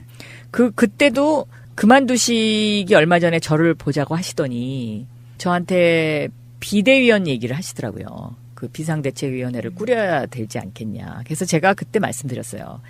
이번 비대위원은 제 역량으로 하기에는 제가 너무 부족합니다. 그러니까 만약에 문재인 후보가 저를 신뢰하지 않는다면 그런 걸 왜 상의를 하겠습니까? 그래서 제가 그런 얘기를 드리고 나서 그 다음에 등장하게 된 사람이 바로 김종인 대표예요. 그러니까 그런 과정을 거친 거죠. 이런 네. 지점도 있어요. 국민의당 막 분당 탈당 사태가 나고 그랬을 때 박영선 의원이 주저앉는다 표현이 좀 적당할지 모르겠는데 나가지 않음으로써 이게 끝났죠. 그러니까 이게 앞으로 마지막에 거대한 인물 하나는 박영선이 나갈 거야 이런 예측들이 되게 많았었는데 더 이상의 사태를 본인이 막아주신 건 맞고요. 이제 이 얘기가 오늘 이야기 좀 핵심은 아닌데 제 이야기의 핵심은 뭐냐면은 정치적 선택에 의해서 뭐 비문으로 보이거나 그랬는데 이제 예를 들면 2012년 대선 끝나고 나면 완전히 제가 친문의 가장 핵심으로 언론에서 분류를 하거든요. 근데 그 이후에 이제 당대표를 하시면서 제가 그 당대표 하실 때도 저한테 인재영입 위원장을 좀 해달라 뭐 이런저런 말씀은 이미 있으셨는데 제가 단지 그 이유 때문에 안 한 거예요. 동문이라는 것 때문에. 잘못하면 이제 그 네. 문재인의 3선 중에 하나가 될 뻔했어요. 3선. 3절 이것처럼. 그러니까 그 동문이라는 것 때문에 사람들이 굉장히 입방아에 오르기 쉬운 그런 조건을 갖고 있는 사람이라서 제가 그래서 그런 걸 안 했거든요. 안 하고 나니까 자꾸 무슨 저를 이제 비문처럼 이렇게 하더니 나중에 그게 막 일종의 그러니까 언론이라는 거는 어떻게 보면 진실에 가까운 보도를 하려고 노력은 하지만 하나의 또 창문을 통해서 또 다른 하나의 평론을 하는 그런 부분도 있지 않습니까? 그러니까 그런 부분이었던 거죠. 그래서 네. 결국은 나중에 막 이미지화가 돼서 그냥 그 사람이 이미지 고착화돼 버리는. 근데 실제로 보면 문재인 대통령하고 박영선 의원 사이뿐만 아니라 정치인들이 보면 실제로 되게 가까운데 네. 언론에서 계속 싸우는 만들어주고 것처럼. 그런 거 네. 있어요. 그리고 2017년 대선 때도요. 제가 이제 막판에 공식 선거운동 기간 동안에는 후보님을 거의 다 수행을 하면서 다녔는데 저한테 후보님이 그러시더라고. 밥 먹다 말고. 박영선 의원이 무슨 의도한 건 아니겠지만 이렇게 막판에 와서 히든카드처럼 도와주는 거 이게 아주 굉장히 도움이 많이 됐다고. 무슨 말인지 알 것 같아요. 왜 그러냐면 이게 의회 소득 같은 거예요. 그리고 사람들 입장에서 유세 현장에 나가면요. 자기 동네 지역구 국회의원이어도 얼굴 모르는 사람 많잖아. 근데 유명한 사람 한 번 딱 나타나고 마이크 잡아주면 관중 동원 효과도 엄청납니다. 그리고 선거는 계속 출렁출렁거리잖아요, 이게. 네. 이 출렁거릴 때 히든 카드를 2-3개 정도 반드시 쥐고 있는 사람이 이겨요. 그러니까 그 출렁거릴 때 그 출렁거림을 막지 못하면 거기서 쭉 빠져버리죠. 그러니까 안철수가 진 이유도 그런 거죠. 히든 카드가 없는 거죠. 그때마다 패를 하나씩 냈어야 보여줄 게 그렇죠. 없는 거. 그러니까 더 이상 그런데 문재인 후보는 그 히든 카드를 몇 장을 갖고 있었던 거죠. 그게 무슨 뭐 예를 들면 계산된 전략은 아니었지만 전체적으로 지금 와서 결과적으로 놓고 보면 그렇게 예상치 못했던 어떤 사람들이 등장해서 그런 어떤 위기 국면을 다른 어떤 전화위복의 계기로 만드는 것. 그것이 선거에 있어서는 굉장히 중요한 일인 것 같습니다. 알겠습니다. 결론 내릴게요. 나는 사실상 아니지 원래 친문이었고 선거 기간 동안에는 비밀 친문이었다. 그래서 비문. 비밀 친문. 그렇군요. 비밀 친문, 비문. 근데 이제 또 그 문재인 대통령을 좋아하시는 문팬. 요즘엔 문파라고 하죠. 문파. 그분들은 이제 만나뵈면 저한테 그런 얘기 하는 분들도 있어요. 왜 그때 우리 달림을 갖다가 힘들게 하지 않았냐? 그 다음에 우리한테도 막 뭐라 하지 않았냐? 그래서 내가 그때 그런 거는 나도 어떻게 생각하면 그분들 입장에 생각하면 저도 미안한 생각도 있어요. 그런데 또 제 입장에서 아니면 또 선거의 어떤 큰 판을 보는 입장에서 보면은요. 저는 제가 문재인 대통령을 만들어야 되겠다고 생각하고 2012년 이후부터 나의 롤은 외연을 확장시킬 수 있도록 도와드리는 거다. 이거에 저는 충실해야 되겠다고 생각했거든요. 그래서 저는 저 나름대로의 역할을 했다. 이제 그렇게 저는 스스로는 생각을 하는데 그걸 인정해 주시는 분도 있고 또 그렇지 않다고 계속 비판하시는 분도 있고 그렇죠. 근데 그건 네. 다시 말씀드리지만 제가 정리해야 될 것 같아요. 왜냐하면 의원님이 아무 말씀하셔봐야 그건 별명밖에 안 드릴 것 같고 이게 아까 말씀드린 것처럼 뭐 예전에 그런 광고 있었죠. TV에 뭐 몇 인치가 더 늘어났다 뭐 이런 식이 하는 것처럼 실제로 그렇습니다. 원래 친문이던 분들이 아무리 문재인 조화를 외쳐봐야 효과 없을 때 저 사람 친문은 아닌 것 같은데 문재인 대통령 후보 되게 좋아하네 뭐 이렇게 하면 생기는 효과가 분명히 있는 것이라서 진짜 중요한 건요. 대통령이 되고 나서 이재명 시장의 스탠스는 내가 보기에 천재적이라고 생각해요. 그리고 나서 실제로 문재인 대통령이 잘 되길 바라는 건 똑같잖아요. 지금 마침 남북한 관계에 있어갖고 그럼요. 현재 네. 야당들이 말도 안 되게 남북관계 비판하는 거랑 정말 의미 없는 짓이거든요. 나라를 위해서. 지금 현재 문재인 대통령의 개혁이 잘 되게끔 같은 당에 있지만 어떤 또 다른 어떤 세력이랄까 그 어떤 힘으로써 그걸 뒷받침해 주는 건 중요한 부분이기 때문에 예를 들어서 지금 서울시장 또 이야기가 나오겠습니다만 그런 부분에서 이렇게 정치적 역량이랄까 비중이 있는 분들이 한 말씀 하시는 건 훨씬 도움 된다는 말씀 드리고 싶어요. 저는 이 말씀은 드리고 싶어요. 예를 들면요. 문재인 대통령